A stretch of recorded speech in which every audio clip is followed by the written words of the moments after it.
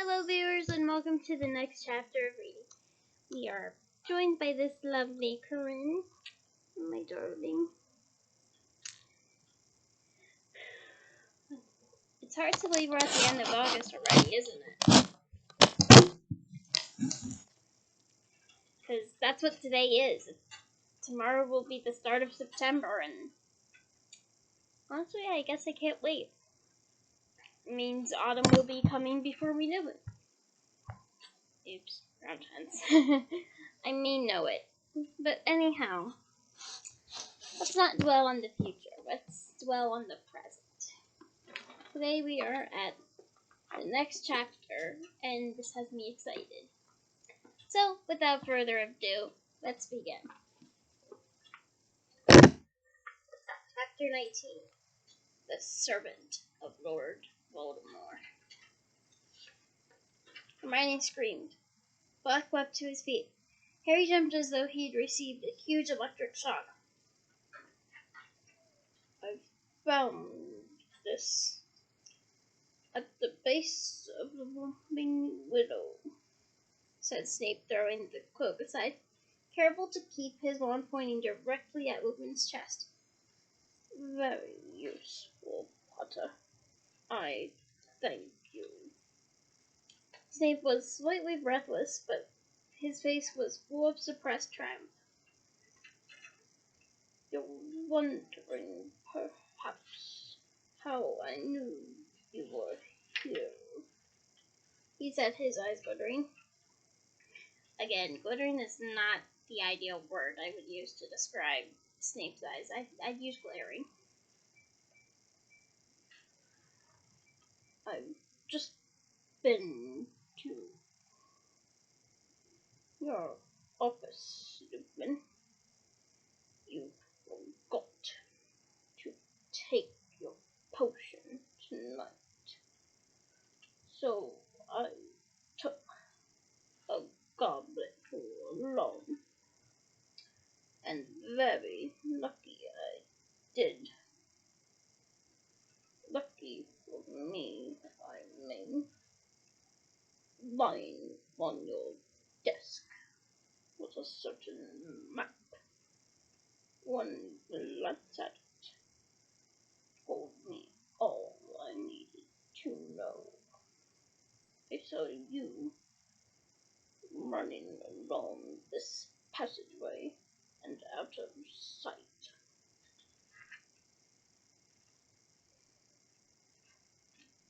Severus, Lupus began, but Snape overruled him. I've told the headmaster again and again that you're helping your old friend Black into the castle. Lupin, and here's the proof. Not even I dreamed you would have the nerve to use this place as your hideout. Severus, you're making a mistake, said Lupin urgently. You haven't heard everything. I can explain. Sirius is not here to end Harry's life. Two more for Azkaban tonight, said Snape, his eyes now gleaming frantically. Oops, fanatically. I shall be interested to see how Dumbledore takes this. He was quite convinced you were harmless, you know, Lupin, a time where you fool, said Lupin softly. Is a schoolboy grudge worth putting an innocent man back inside Azkaban? That would imply that he's guilty. Lupin's guilt. That would imply Lupin's guilty. Because we know Sirius isn't.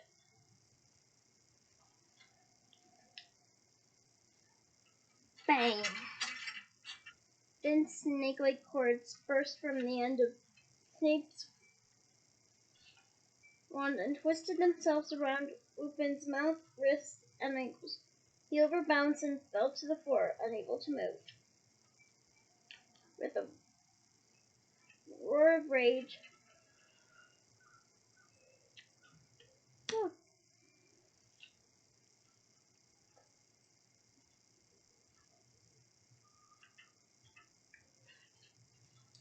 Black started toward Snape, but Snape pointed his wand between Black's eyes. "Give me a reason," he whispered. "Give me a reason to do it, and I swear I will." Black stopped dead. It would have been impossible to say which face showed more hatred. Harry stood there, paralyzed, not knowing what to do or whom to believe. He glanced around at Ron and Hermione. Ron looked just as confused as he did. Still, Flight seemed to keep hold on the struggling Scabbers. Hermione, however, took an uncertain step towards Snape and said in a very breathless voice, "Professor Snape, it wouldn't hurt to hear what they've got to say, wouldn't it?" "Miss Granger, you are already facing suspension from this school," Snape spat. "You, Potter, and Weasley are out of bounds in the company of a convicted murderer and a werewolf. For once in your life, hold your tongue." But if there was a mistake..." "Keep quiet, you stupid girl," Snape shouted, looking suddenly quite deranged. "Don't talk about what you don't understand." "You should never ever treat someone like this, Snape, regardless if they're a student or a member of the staff or anyone else for that matter."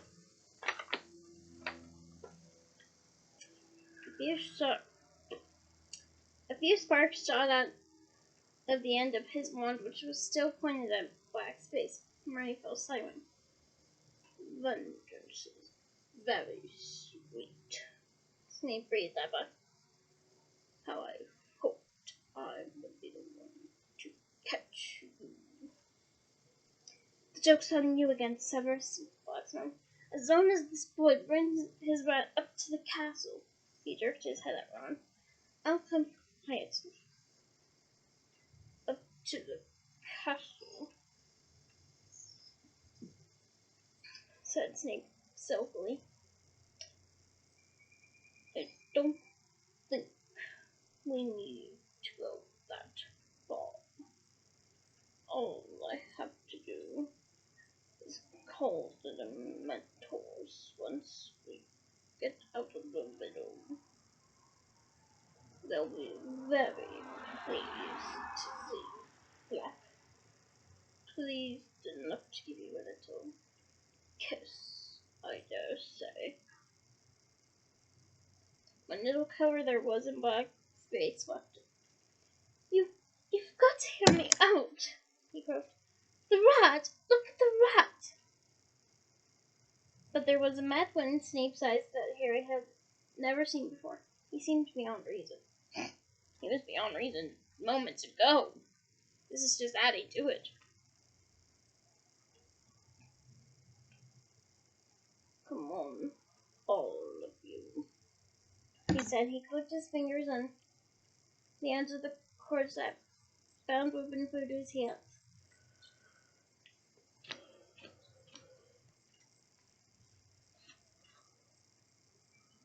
"I'll drag the bow.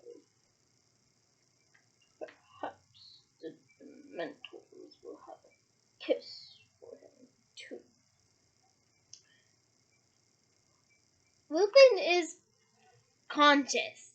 You don't picture him struggling to break free or even breaking free as with the prospect.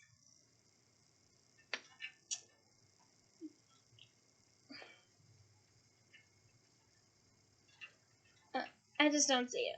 I'm sorry. Also, you have to consider in his weight. Then you would also have to consider that he's a werewolf, so this equation doesn't add up.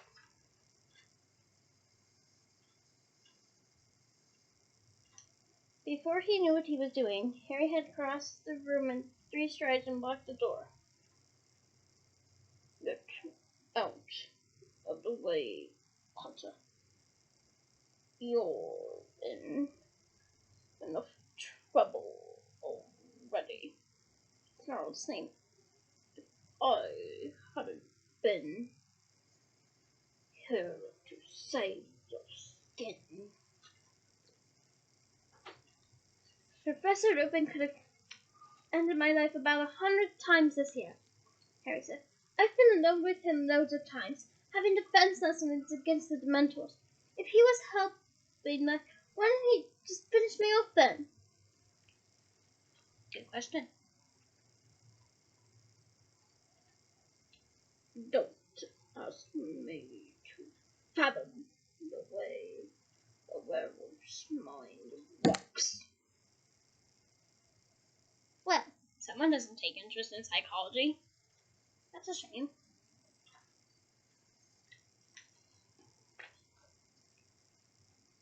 His Snape, get out the way, Potter. You're pathetic, Harry yelled. Just because they made a fool of you at school, you won't even miss it. Silence! I will not be spoken to like that. Snape shrieked, looking madder than ever. Like father, like son, Potter.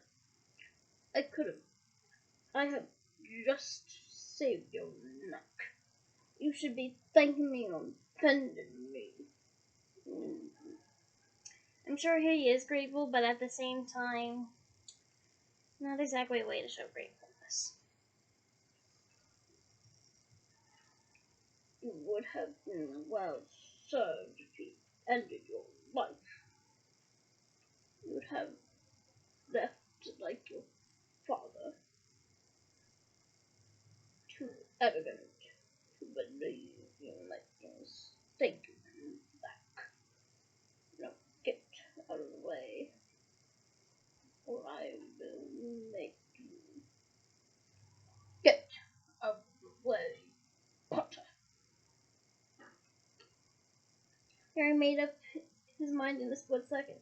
Before Snape could take even one step toward him, he had raised his wand. Expelliarmus! He yelled, except that his wasn't the only voice that shouted. There was a blast that made the door rattle on its hinges. Snape was lifted off his feet and slammed into the wall. Then he slid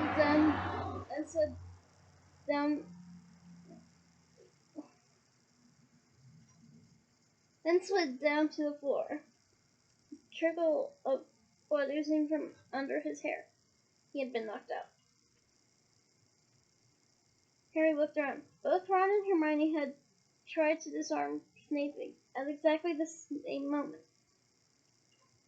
Snape's wand soared in a high arc and landed on the bed next to Crookshanks.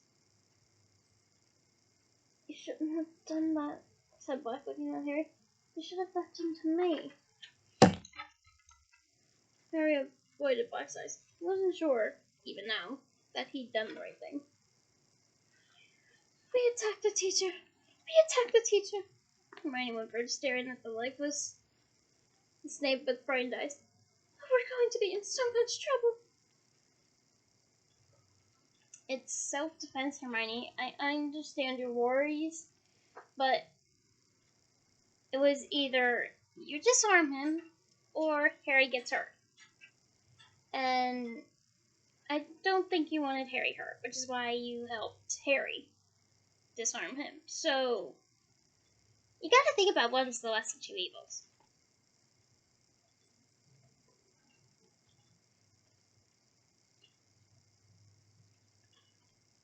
Anyhow, Lupin was struggling against his bonds. Black bent down quickly and untied him.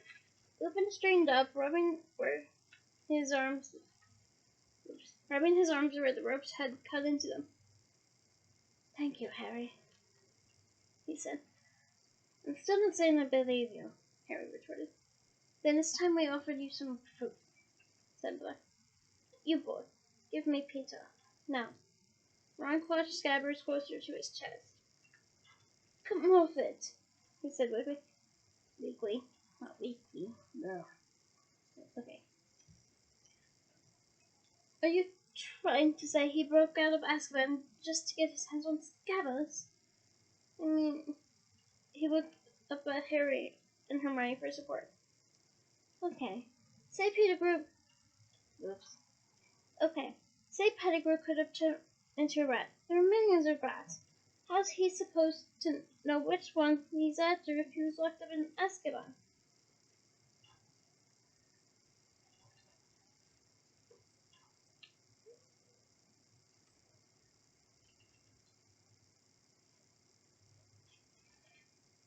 "You know, that's a fair question," said Lupin, turning to Black and frowning slightly. "How did you find out where he was?" Black put one of his claw-like hands inside his robes and took out a crumpled piece of paper, which he smoothed out flat and held out to the others. It was the photograph of Ron and his family that had appeared in the Daily Prophet the previous summer, and there, on Ron's shoulder, was Scabbers. "How did you get this?" Lupin asked Black, thunderstruck. "You've been thunderstruck, do-do-do-do." "Fudge," said Black. "When he came to expect Azkaban last year, he gave me his paper, and there was Peter on the front page, on this boy's shoulder. I knew him at once. How many times had I seen him transform? And the caption said the boy would be going back to Hogwarts, to where Harry was. My lord," said Lupin softly, staring from Scabbers to the picture in the paper and back again. "His front paw." "What about it?" said Ron defiantly. "He's got a toe missing," said Black. "Of course," Lupin read. "So simple, so brilliant. He cut it off himself just before he transformed," said Black. "When I cornered him, he yelled for the whole street to hear that I'd betrayed Lily and James. Then, before I could curse him, he blew apart the street with the wand behind his back, ended everyone's lives within 20 feet of himself, and sped down the sewer with the other rats. Didn't you ever hear, Lupin? Didn't you ever hear, Ron?" said Lupin. "The biggest bit of Peter they found was his finger. Look, Scabbers had probably had a fight with another rat or something. He's been in my family for ages, right?" 12 years, in fact," said Lupin. "Didn't you ever wonder why he was living so long?" We've been taking good care of him," said Ron. "Looking too good at the moment, though, is he?" said Lupin. "I guess he's been losing weight ever since he heard Sirius was on the loose again." "He's been scared of that mad cat," said Ron, nodding toward Crookshanks, who was still purring on the bed. But that wasn't right, Harry thought suddenly. Scabbers had been looking ill before he met Crookshanks, ever since Ron's return from Egypt, since the time when Black had escaped. "This cat isn't mad," said Black hoarsely. He reached out a bony hand and stroked Crookshanks' fluffy head. "He's the most intelligent of his kind I've ever met. He recognized Peter for what he was right away. And when he met me, he knew I was new dog. It was a while before he trusted me. Finally, I managed to communicate to him what I was after, and he's been helping me." "What do you mean?" breathed Hermione. "He tried to bring pizza to me, but couldn't. So he stole the passports into Gryffindor Tower for me. As I understand it, he took them from a boy's bedside table. Harry's brain seemed to be sagging under the weight of what he was hearing. It was absurd, and yet. But Peter got wind of what was going on and ran for it. Why, this cat, Crookshanks, did you call him? Told me Peter had left blood on the sheets. I suppose he bit himself. Well, thinking his own death had worked once. These jolted Harry to his senses. And why did he fake his death? He said fiercely. Because he knew you were about to end his life, like you ended my parents. No, said Harry. And now you've come to finish him off. Yes, I have, said Black with an evil look at Scabbers. Then I should have let Snape take you, Harry said. Harry, said Lupin hurriedly, don't you see? All this time we thought Sirius betrayed your parents, and Peter tracked him down. But it was the other way around, don't you see? Peter betrayed your mother and father. Sirius tracked Peter down. It's not true, Harry answered. He was their secret keeper. He said so before you turned up. He said he killed them. He was pointing at Buck, who shook his head slowly. The second eyes were suddenly over bright. Harry, I as good as ended their lives, he croaked. I persuaded Billy and James to change to Peter at the last moment. Persuaded them to use him as secret keeper instead of me. I'm to blame, I know it. The night they left us, I'd arranged to check on Peter, make sure he was still safe. But when I arrived at his hiding place, he'd gone. There was no sign of a struggle. It didn't feel right. I was scared. I set off for your parents' house straight away. And when I saw their house destroyed, and their lifeless forms, I realized what Peter must have done, what I've done. I'm hugging Sirius. I'm hugging Sirius. And crying for the second time of reading Harry Potter.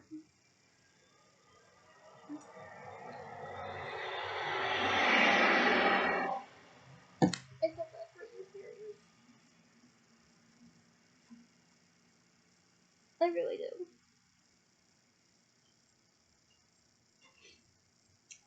Okay. Okay now. His voice broke. He turned away. Enough of this, said Whitman, and there was a steely note in his voice that Harry had never heard before. There's one certain way to prove what really happened.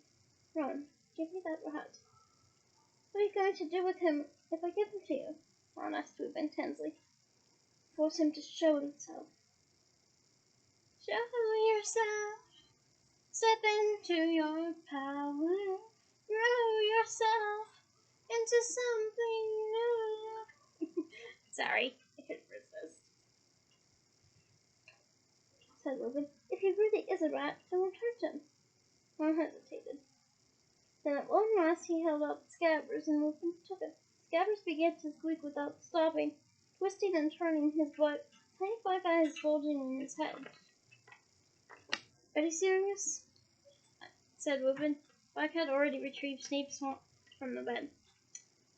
He approached Whitman and the struggling rat, and his wet eyes suddenly seemed to be burning in his face. Together? He said quietly. I think so, said Whitman, holding Scabbers tightly, one hand in his wand and the other. On the count of 3. 1, 2, 3. A flash of blue light erupted from both wands. For a moment, Scabbers was frozen in midair, his small gray form twisting madly. Ron yelled. The rat fell and hit the floor. There was another blinding flash of light, and then it was like watching a speeded up film of the growing tree. A head was shooting upward from the ground. Limbs were sprouting. A moment later, a man was standing where Scabbers had been, cringing and wringing his hands. Crookshanks was spitting and snarling on the bed, the back of his hair standing up. He was a very short man, hardly taller than Harry and Hermione. His thin colorless hair was unkempt, and there was a large bald patch on top. He had the weight of a shrunken appearance of a plump man who has lost a lot of weight in a short time. His skin looked grubby, almost like Scabbers' fur, and something of the rat lingered around his pointed nose and his very small watery eyes.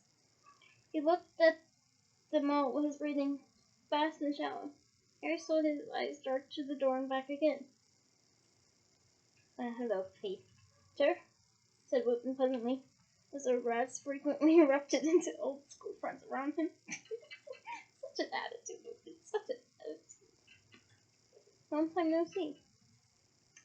Sirius! Remus! Even Peter Pettigrew's voice was squeaky. Again his eyes darted toward the door. My friends! My old friends!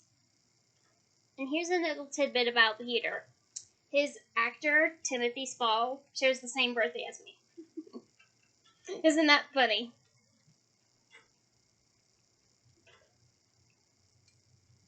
Black's wand arm rose, but Lupin seized him around the wrist, giving him a warning look.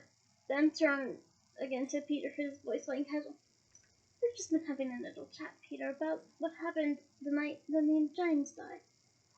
You might have missed the finer points while you were squeaking around down there on the bed. Remus! Gasped Pettigrew, and Harry could see beads of sweat breaking out over his pasty face. You don't believe him, do you? He tried to end my life, Remus. So we've heard, said Lupin more coldly. I'd like to clear up one or two little matters with you, Peter, if you'd be so. Come and try to end my life again. Peter squeaked and suddenly pointing at Black, and Harry saw that he used his middle finger because his index was missing. He ended Lily and James, and now he's going to end me too. You've got to help me, Remus.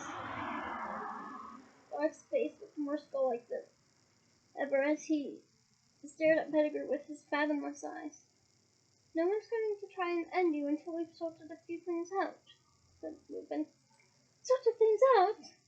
Squealed Pettigrew, looking wildly about him once more, taking in the board and windows and again the only door. I knew he'd come after me. I knew he'd be back for me. I've been waiting for this for 12 years. You knew Sirius was going to break out of Azkaban, said Lupin, his brow furrowed, when nobody else has ever done it before. He's got dark powers like the rest of us can only dream of, Pettigrew shouted shrilly. How else did he get out of here? I suppose he who must not be named taught him a few tricks. Black started to laugh, a horrible, mirthless laugh that filled the whole room. Voldemort, teach me tricks, he said.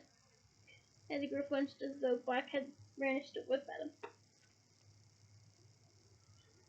What? Scared to hear your old master's name? Said Black. I don't blame you, Peter. His lot aren't very happy with you, are they?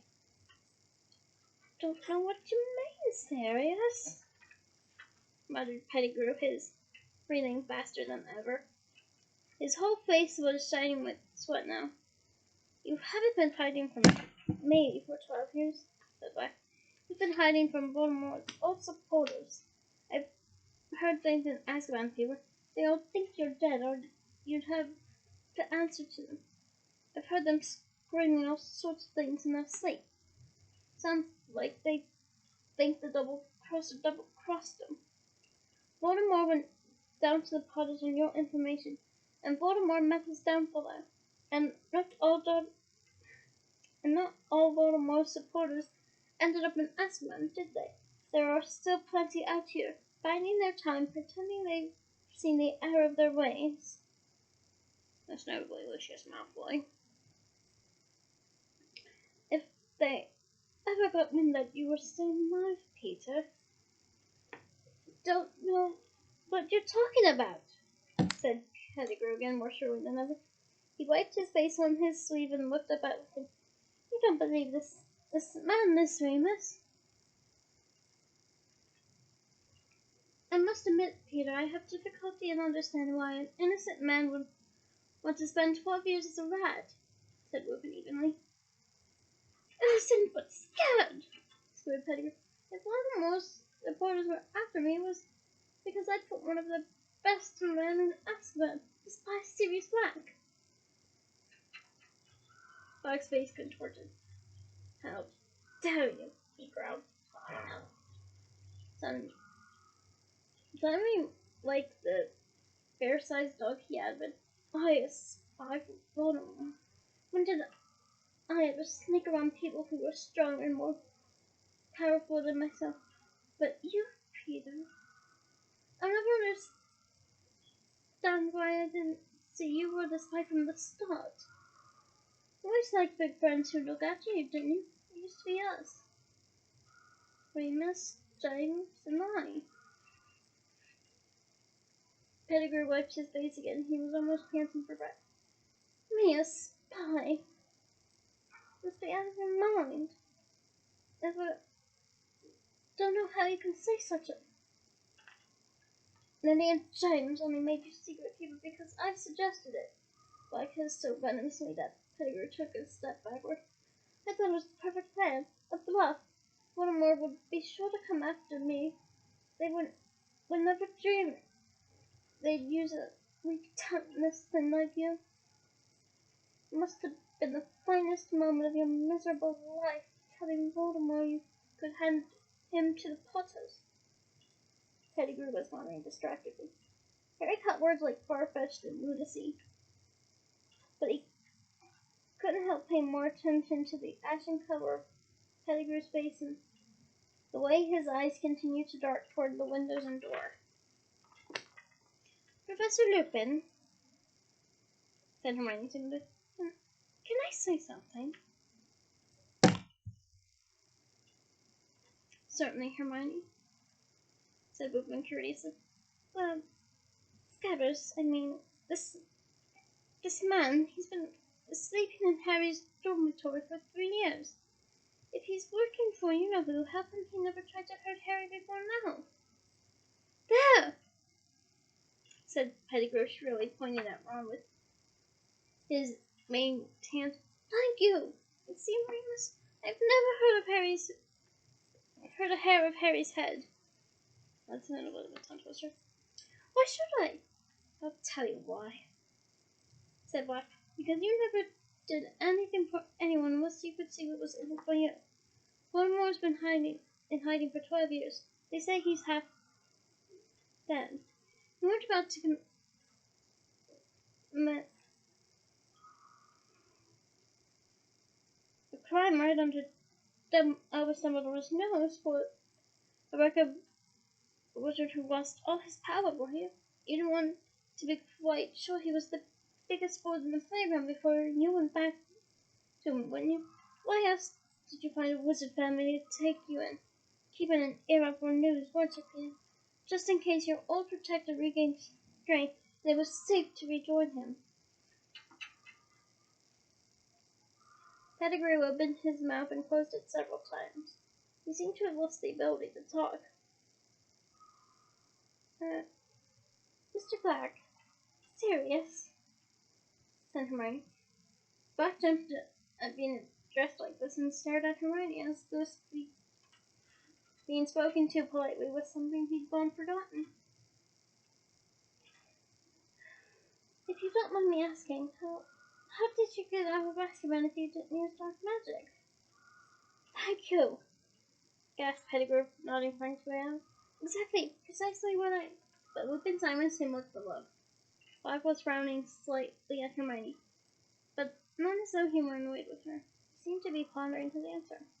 I don't know how I did it, he said slowly. I think the only reason I never lost my mind was that I knew I was innocent. That wasn't a happy thought, so the Dementors couldn't suck it out of me, but it kept me sane in knowing who I am, helped me keep my powers. So when it all became too much, I could transform in my spell, become a dog. The Mentors can't see you now, he swallowed. They feel their way toward people by sensing their emotions. They could tell my feelings were less human, less complex when I was a dog. But they thought, of course, that I was losing my mind like everyone else in there. So it didn't trouble them. But I was weak, very weak, and I had no hope of driving them away from me without a wand. But then I saw Peter in that picture. I realized if he was at Hogwarts with Harry, when perfectly positioned to act, if one hint reached his ears that the dark side, Star Wars reference, was gathering strength again. Pettigrew was shaking his head nothing noiselessly, but also staring all the while at Black as though hypnotized.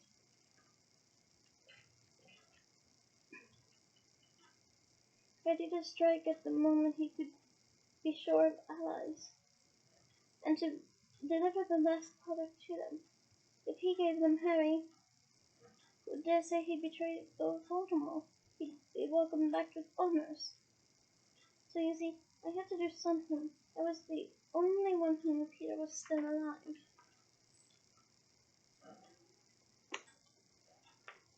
I remembered what Mr. Weasley had told Mrs. Weasley.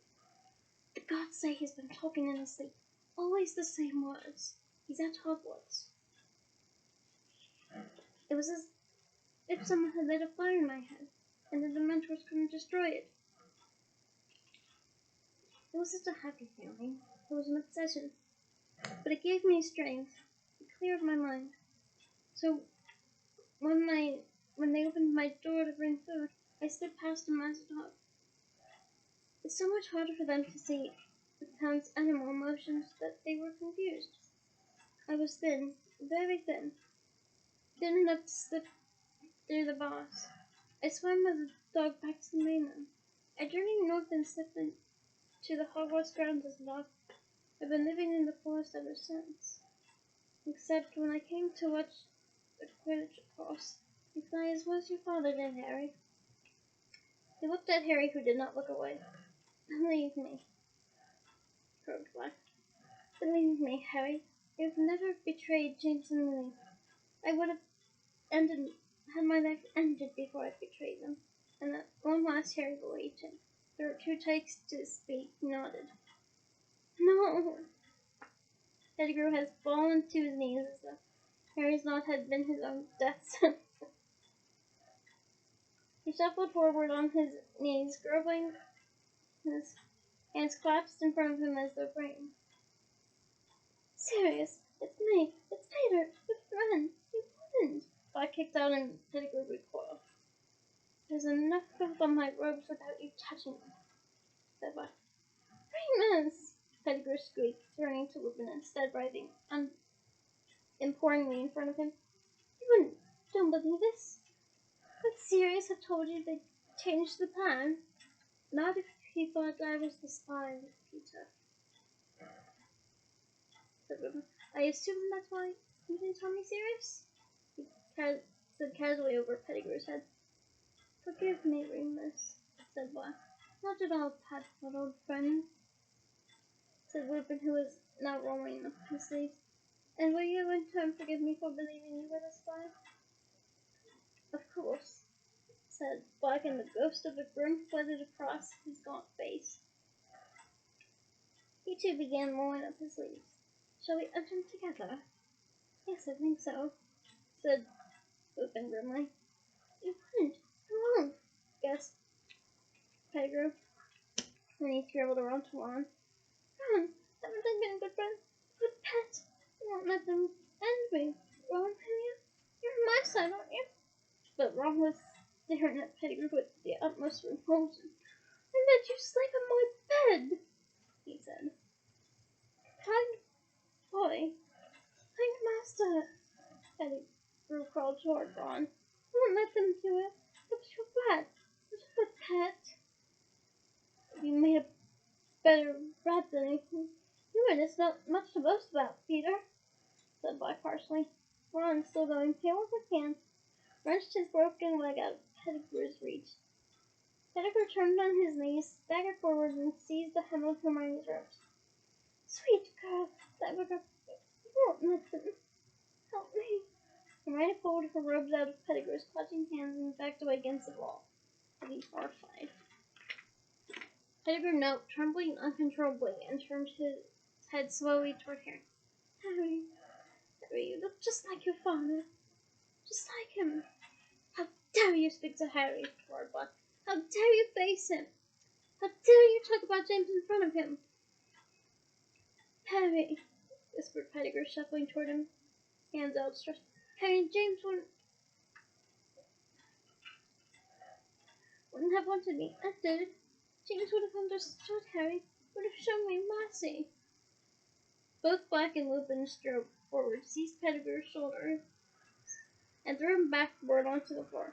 He sat there, twitching with terror, staring at them. "You still believe James Voldemort," said Black, who was shaking too. "Do you deny?" Pettigrew burst into tears. It was horrible to watch. He looked like an oversized, balding baby cowering on the floor. Sirius, what could I have done? The Dark Lord had no idea. He has weapons you can't imagine. I was scared, Sirius. I was never brave like you, Remus, and James. You never meant it to happen. You must not be named told me." "Don't lie," said Black. "You've been passing information to him for a year before Lily and James had left us. You were his spy. He was taking over everywhere," gasped Pettigrew. "What was there to be gained by refusing him? What was there to be gained by fighting the most evil wizard who has ever existed?"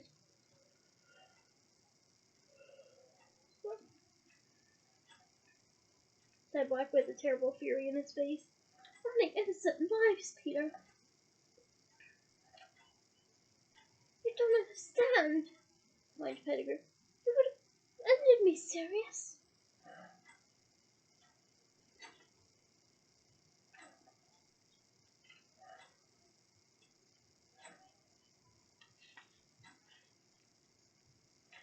"Then you should have been ended, or ended rather than betray your friends, as we would have done for you."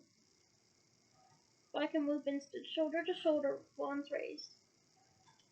"You should have realized," said Lupin quietly, "if one more did, and you, we would. Goodbye, Peter." Hermione covered her face with her hands and turned to the wall. "No!" Harry yelled. He ran forward, placing himself in front of Pettigrew, facing them once. "You can't end his life," he said breathlessly. "You can't." Black and Lupin both looked staggered. "Harry, this piece of vermin is the reason you have no parents." Black snarled. "This cringing bit of filth would have seen you die too without turning a hair. You heard him. His own stinking skin meant more to him than your whole family." "I know," Harry panted. "We'll take him up to the castle. We'll hand him over to the Dementors and go to Azkaban. But don't end his life." "Harry!" gasped Pettigrew, and he flung his arms around Harry's knees. "You, thank you. It's more than I deserve. Thank you." "Get off me," Harry spat, throwing Pettigrew's hands off him in disgust. "I'm not doing this for you. I'm doing it because I don't reckon my dad would have wanted his best friends to become criminals. Just for you." No one moved or made a sound except Pettigrew, whose breath was coming in wheezes as he clutched his chest. Black and Lupin were looking at each other. Then with one movement they lowered their wands. "You're the only person who has the right to decide," Harry said Black. "But to think what he did." "He can go to Azkaban," Harry repeated. "If anyone deserves that place, he does." Pettigrew was still wheezing behind him. "Very well," said Lupin. "Stand aside, Harry." Harry hesitated. "I'm going to tie him up," said Lupin. "That's all, I swear." Harry stepped out of the way. Then cord shot from Lupin's wand this time, and next moment Pettigrew was wriggling on the floor, bound and gagged. "But if you transform Peter," growled Black, his own wand pointing at Pettigrew too, "we will end your life. You agree, Harry?" Harry looked down at the pitiful figure on the floor and nodded so that Pettigrew could see him. "Right," said Lupin, suddenly businesslike. "I can't mend bones nearly as well as Madame Pomfrey, so I think it's best if we just strap up your leg until we can get you to the hospital." He hurried over to Ron, bent down, tapped Ron's leg with his wand, and muttered, "Brother-in-law." Bandages spun up Ron's leg, strapping it tightly into a splint. Lupin helped him to his feet. Ron put his weight gingerly on the leg and didn't wince. "That's better," he said. "Thanks." "What about Professor Snape?" said Hermione in a small voice, looking down at Snape's prone figure. "There's nothing wrong with him," bending over Snape and checking his pulse. "You were just a little over-enthusiastic. Still that cold. Perhaps it would be best if we don't revive him until we're safely back in the castle. We can take him like this." He muttered, "Mobile corpus," as though invisible strings were tied to Snape's wrists, neck, and knees.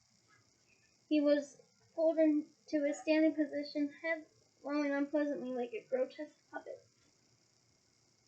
He hung a few inches above the ground, his limp feet dangling. Ron picked up the invisibility cloak and tucked it safely into his pocket. "And the two of us should be chained to this," said Black, nudging Pettigrew with his toe, "just to make sure." "I'll do it," he said. "Open. Then mate," said Ron savagely, moving forward. Black conjured heavy manacles from thin air. Soon Pettigrew was upright again, left arm chained to Lupin's right arm to Ron's left. Ron's face was set. He seemed to have taken Scabbard's true identity as a personal insult. Crookshank slipped lightly off the bed and led the way out of the room. His ball-brushed tail held dauntingly high. And that is the end of this chapter. Join me next week for chapter 20, The Dementor's Kiss. Bye!